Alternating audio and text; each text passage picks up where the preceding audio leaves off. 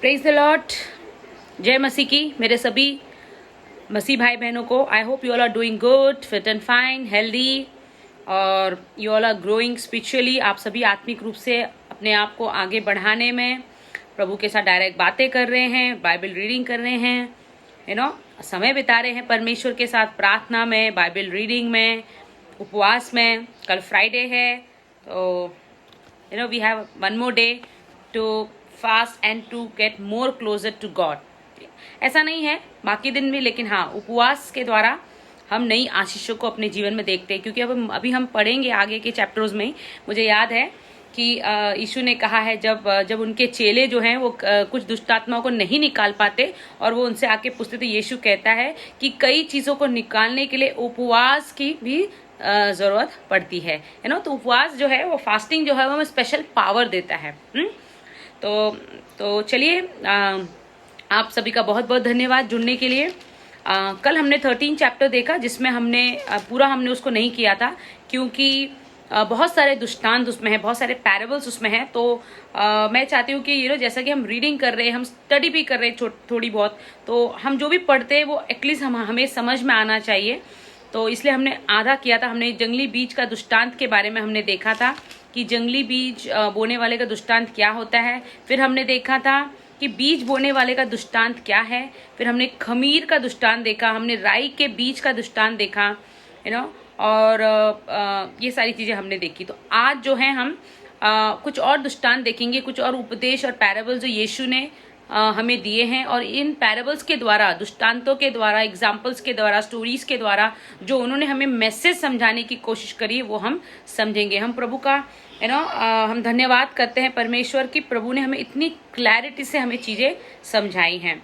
और आगे तो जैसे जैसे हम पढ़ते हैं तो हमें प्रभु से वो प्रकाशन मांगना है। क्योंकि मैंने देखा है कि भले आज आप लोग बिलीव नहीं करेंगे, जैसे हम लोग अभी पढ़ रहे हैं, कई चीजें ऐसी हैं जो अभी भी हम मिस कर रहे हैं। ओके, अनलिमिटेड थिंग्स आते हैं, because this is the whole universe. Bible जो है वो कंप्लीट यूनिवर्स है, ये परमेश्वर के वचन है। तो इनकी हर वचनों की रहस्य की बातों को सीखने के लिए हमें उस प्रकाशन की जरूरत है, जो कि अभी हमारे पास उतनी पूरी नहीं है। पर धीरे धीरे जैसे जैसे हम परमेश्वर के राज्य में अपने समय को ज्यादा बिताते हैं, परमेश्वर के जितने करीब जाते हैं, तो उतनी हमारी चीजें और समझ में आती है। जो वचन आज हम पढ़ रहे हैं, हो सकता है कि उसके पीछे और भी कुछ मैसेज हो जो हम अब ना समझ सके, लेकिन जरूर जैसे हम परमेश्वर के करीब जाएंगे हम उसे भी समझेंगे। तो बीज का उस दृष्टांत हमने देखा, बहुत इंपॉर्टेंट है कि हमें अपने अंदर किस प्रकार के बीजों को हमें बोना है और किस प्रकार के बीज हमें बोने हैं, कहाँ बोने हैं, कौन सी भूमि में हमें बोने हैं, ताकि हमें ऐसी भूमि बनना है जो उपजाऊ हो, जो फलवंत हो, जो 100 गुना, 60 गुना, 30 गुना फलवंत हो, है ना। हमें जंगली झाड़ियों के समान नहीं बनना है, मार्ग के जो साइड का रास्ता है उस जैसा नहीं बनना है, हमें पथरीली भूमि जैसा भी नहीं बनना है। और हमने देखा कि इस प्रकार जंगली बीज जो है वो उसमें परमेश्वर ने कहा कि जो अंत तक धीरज रहेगा उसी का उद्धार होगा। क्योंकि परमेश्वर अंत में क्या करेगा, कटनी करेगा। और जो वीड्स होंगे, जो झाड़ियां होंगी, मतलब जो बेकार के जो पेड़ होंगे, कहने का मतलब जो पाप में पड़े हुए मनुष्य होंगे, जो परमेश्वर के राज्य में न चलने वाले लोग होंगे, उनको नर्क की अग्निकुंड में फेंका जाएगा। लेकिन जो परमेश्वर के राज्य में चलने वाले लोग हैं और जो सही पौधे हैं, जिन्होंने अपना मन सही रूप से फिराया है और वैसे फल भी लाए हैं, वो जो है वो परमेश्वर के स्वर्ग के राज के भागीदारी होंगे। फिर हमने राई के दाने के समान का दृष्टांत देखा कि उतना छोटा सा राई का दाना भी, लेकिन वो कितना बड़ा वो उसके पत्ते होते हैं, उसका पेड़ होता है कि उस पर आके छाया पाते। तो हमें किस प्रकार उस तरीके से बनना है। खमीर का हमने देखा कि हमें ऐसा खमीर जो होता है वो पूरे आटे को खराब कर देता है ना। खमीर जो होता है वो अपने जैसा होता है, वो आने वाली चीज को भी अपने में मिला लेता है। तो इससे हमने दो चीजें हमने देखी, कैसे हमें उसमें नहीं जाना है और कैसा हमें उससे बनना है। दोनों ही चीज में हमने देखा। और हमने देखा ओके, ये सब हमने देखा। तो आज हम देखेंगे 44 से हम पढ़ेंगे। कल हमने 43 तक हमने पढ़ा, आज हम 44 से हम देखेंगे। छिपे हुए खजाने का दृष्टांत। क्या है छुपा हुआ खजाना? अगर आप लोगों को याद होगा, हम लोगों ने इसी के पहले चैप्टर में पढ़ा था कि स्वर्ग के राज्य, स्वर्ग का धन, असली धन क्या है। स्वर्ग में बटोरा हुआ धन ही, स्वर्ग के लिए बटोरा हुआ धन ही असली धन है, तो स्वर्ग का राज्य खेत में छुपे हुए धन के समान है। स्वर्ग का राज्य जो है वो खेत में छिपे हुए धन के समान है। खेत में क्या होता है, खेत में क्रॉप्स होते हैं, है ना, क्रॉप्स होते हैं, लेकिन बोल रहा है स्वर्ग का राज उस खेत में छिपे हुए उस धन के समान है जिसे किसी मनुष्य ने पाया और छिपा दिया, किसी ने पाया और छिपा दिया और मारे आनंद के जाकर अपना सब कुछ बेच दिया और उस खेत को मोल ले लिया। देखिए, हाँ, मतलब हमें परमेश्वर के राज्य में अगर हम ऐसा धन बटोरेंगे जो कि स्वर्ग का धन है, तो फिर हमें किसी भी चिंताओं में पड़ने की जरूरत नहीं है, फिर हम परमेश्वर के राज्य में हमें आगे बढ़ना है। तो वो कहा है कि वो खेत में छिपे हुए धन के समान है। खेत में छिपा हुआ धन, वो धन जो किसी मनुष्य ने पाया, वो खेत में था, उसने पाया और छिपा दिया, उसने पाया और जाकर वहां पे छिपा दिया और मारे आनंद के आकर अपना सब कुछ बेच दिया और उस खेत को मोल ले लिया। किस खेत को? जिस खेत में धन था। हमारा धन क्या है? स्वर्ग हमारा धन है, स्वर्ग का राज्य हमारा धन है। तो हमें वो खेत खरीदना है जहाँ पे स्वर्ग का राज्य है, हमें उस खेत को मोल लेना है ना। हमें अपनी सारी चीजें बेचनी है, हमें अपना सारा कुछ चीजें हटानी है, बेचनी है, चाहे कुछ भी हो, लेकिन हमें कौन सा धन बटोरना है, हमें कौन सा खेत लेना है, हमें कौन सा फील्ड लेना है जो स्वर्ग के राज्य, जहाँ पर स्वर्ग का राज्य छुपा हुआ हो, जहाँ पे स्वर्ग का राज्य हो, वो धन हमें लेना है।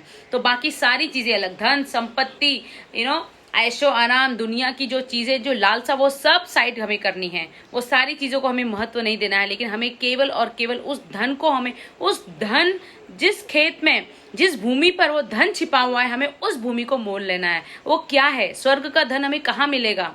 स्वर्ग का धन हमें यीशु के मार्ग में मिलेगा, यीशु के नाम में मिलेगा, क्योंकि कहा है सत्य, जीवन और मार्ग मैं हूँ। वो हमारा भला चरवाहा है जो हमें भटकने से बचाता है, वो हमारा अधिपति है, वो हमें सत्य बताता है, वही वो मार्ग है जिससे हम परमेश्वर तक पहुंच सकते हैं। तो हमें उसको अपने जीवन में लाना है, हमें उसको मोल लेना है, हमें उसे अपने पास रखना है। हम सब परमेश्वर के पवित्र लहू के द्वारा मोल लिए हुए बच्चे हैं हम। आप लोग जानते हैं ना इस बात को कि हम सब जो है, प्रभु ने हमारे लिए अपने आप को इतना कष्ट दिया, और क्योंकि हमारे पाप क्षमा हो चुके, तो हमें उस धन को मोल लेना है, ना कि बाकी चीजों के बारे में हमें चिंता करनी। बाकी सब चीजों की हमें चिंता नहीं, आनंद परमेश्वर के राज्य का, स्वर्ग का जो राज्य है, उस खेत को अगर हमने मोल ले लिया, उसको हमने अपने पास रख लिया, उसे अगर हमने संभाल के रख लिया, उस मार्ग में अगर हम चल पा रहे हैं, आगे बढ़ पा रहे हैं, वो धन अगर हमारे पास है, तो फिर आनंद करिए। आप किसी चीज की टेंशन मत करिए, नहीं होगी, एक्चुअली नहीं होगी। ये एक कनेक्टेड है। अगर हम परमेश्वर के राज्य में मग्न रहते हैं तो हम आनंदित रहते हैं, क्योंकि प्रभु शांति देने वाला परमेश्वर है। करेक्ट। नाउ, अनमोल मोती का दृष्टांत। फिर स्वर्ग का राज्य एक व्यापारी के समान है। और स्वर्ग का राज्य कैसा है? एक व्यापारी के समान है जो अच्छे मोतियों की खोज में था। जब उसे एक बहुमूल्य मोती मिला तो उसने जाकर अपना सब कुछ बेच डाला और उसे मोल ले लिया। अगेन, स्वर्ग का राज्य क्या है? इट इज प्रेशियस, है ना, उसका कोई मोल नहीं है, अनमोल है वो। तो वह उस व्यापारी के समान है जो बहुत सारी चीजें ढूंढता है, लेकिन जब उसे वो अनमोल मोती मिला, क्या था वो अनमोल मोती? स्वर्ग का राज्य। स्वर्ग का राज्य जब उसे मिला तो उसने अपनी सारी चीजों को, बाकी सब चीजों को उसने साइड कर दिया, बेच डाला। बेच डालने कहने का मतलब है कि उस सब चीजों को उतना महत्व नहीं दिया, अपने जीवन से अलग किया। लेकिन जो स्वर्ग का राज्य था, जो अनमोल मोती था, वो मिला तो उसने सब चीजों को त्याग दिया, सब चीजों को उसने अपने से अलग कर दिया। तो ये दृष्टांत बहुत इंपॉर्टेंट है। ये सारे दृष्टांत हमें ये कहते हैं कि हमें परमेश्वर के राज्य को मोल लेना है, हमें परमेश्वर के राज्य की खोज में रहना है। हम ढूंढते हैं, हम मोती ढूंढते हैं, हम खेत ढूंढते हैं, हम सर्च करते हैं, लेकिन फाइनली हमें क्या सर्च करना है? वो अनमोल मोती सर्च करना है। हमें वो खेत सर्च करना है जहां पर ये स्वर्ग का राज्य, धन जो है वो छुपा हुआ है, वो अनमोल मोती छिपा हुआ है। जब हमें वो मिल जाएगा, जब हम उसकी खोज में रहेंगे, हमें मिलेगा और हम आनंदित हो जाएंगे। बाकी सारी चीजों की लालसा हमें अपने जीवन में नहीं करनी। अनमोल मोती को आप ढूंढिए, अनमोल मोती को हमें ढूंढना है, उस खेत को हमें ढूंढना है जहां पर वो धन छिपा हुआ है। और वो धन और वो अनमोल मोती क्या है? स्वर्ग का राज्य। करेक्ट। नाउ, जाल का दृष्टांत। फिर स्वर्ग का राज्य उस बड़े जाल के समान है जो समुद्र में डाला गया और हर प्रकार की मछलियों को समेट लाया। और जब जाल भर गया तो मछुए उसको किनारे पर खींच लाए और बैठकर अच्छी तो बर्तनों में इकट्ठा की और निकम्मी फेंक दी। देखिए क्या किया? जाल डाला गया, संसार में डाल दिया गया है, है ना। संसार में जाल जो है वो डाल दिया गया है, शैतान ने सब कुछ डाल दिया है। लालच डाल दिया है, बीमारी डाल दी है, चिंताएं डाल दी है, पाप डाल दिया है, व्यभिचार डाल दिया है, सारी चीजें डाल दी हैं।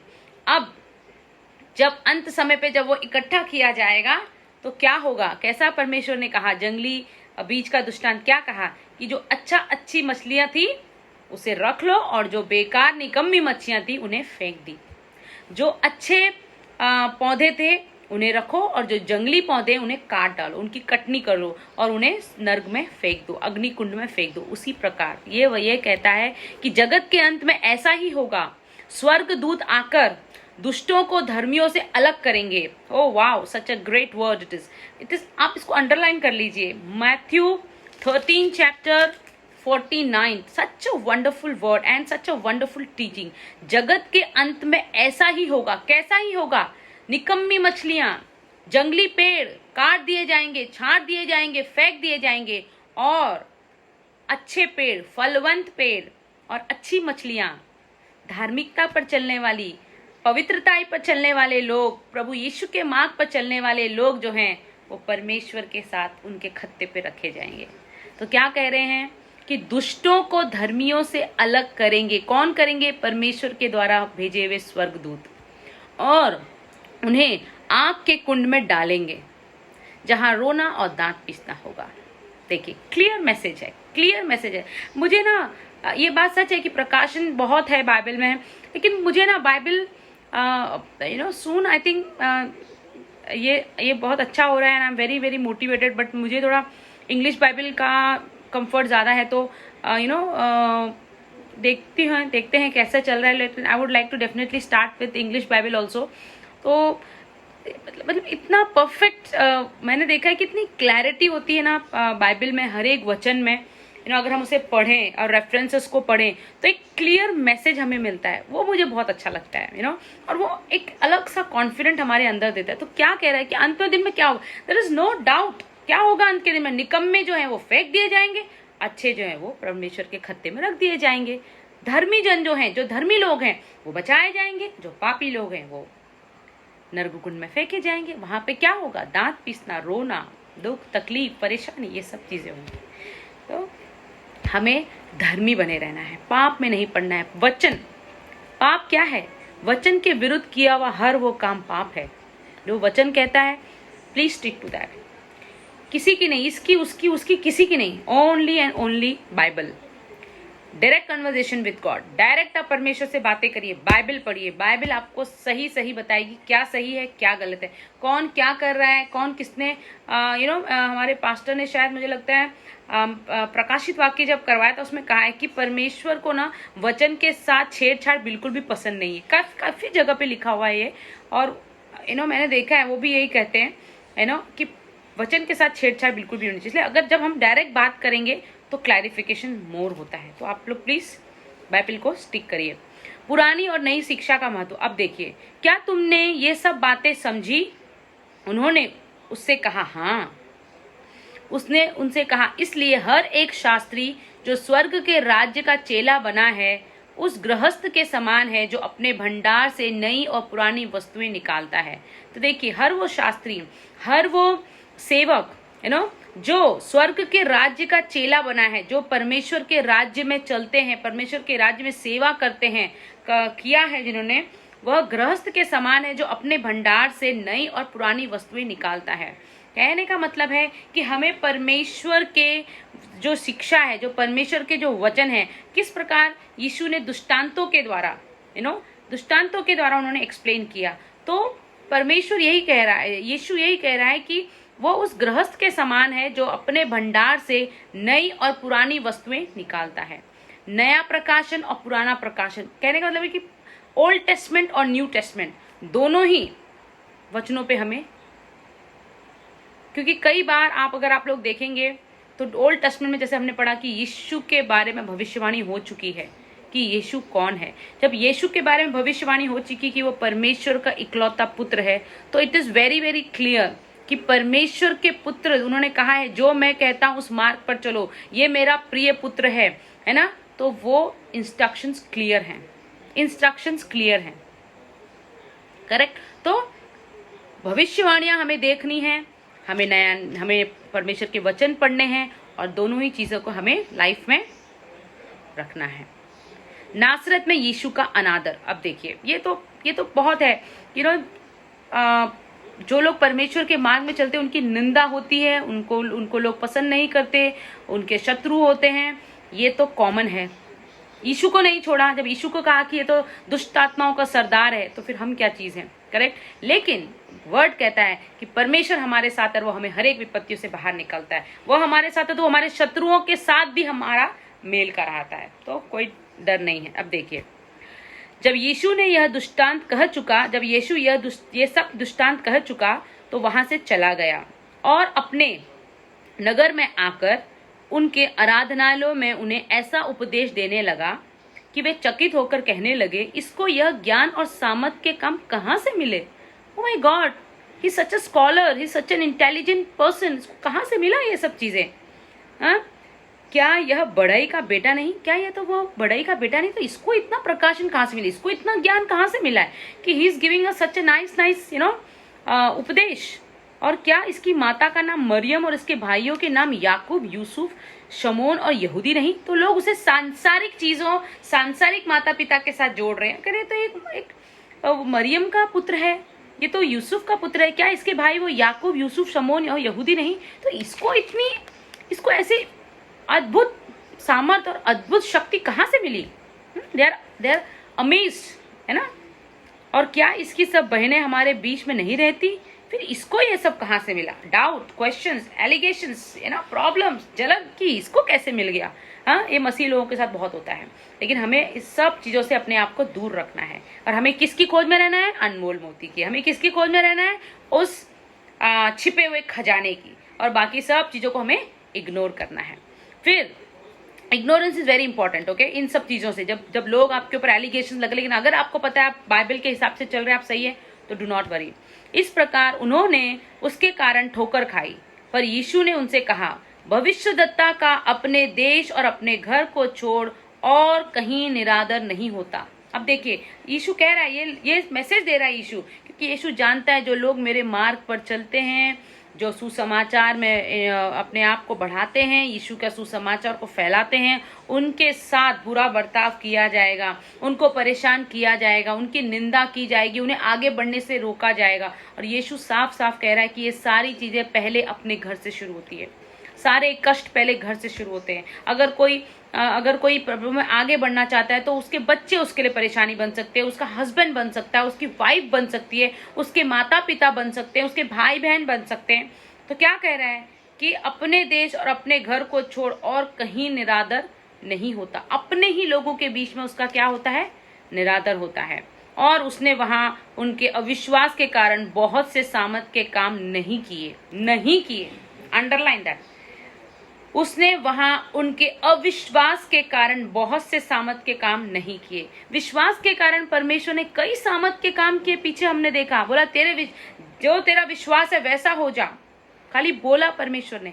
लेकिन यहाँ इनके अविश्वास को देखकर परमेश्वर ने कई सामर्थ के काम, जिसके लिए प्रभु वहां आया था, उपदेश दे रहा था लोगों को, क्योंकि लेकिन जब परमेश्वर ने देखा कि वहां निंदा हो रही है, वहां विश्वास नहीं किया जा रहा, तो वहां पर परमेश्वर ने कई सारे ऐसे लोग होंगे, कई ऐसा होगा, लेकिन उनके विश्वास कम था उनका, वो खाली दिखाने के लिए आए थे, इसलिए परमेश्वर ने वहां पर कोई भी सामर्थ के काम नहीं किए। लिखा है देखिए, और उसने वहां उनके अविश्वास के कारण बहुत से सामर्थ के काम नहीं किए, नहीं किए।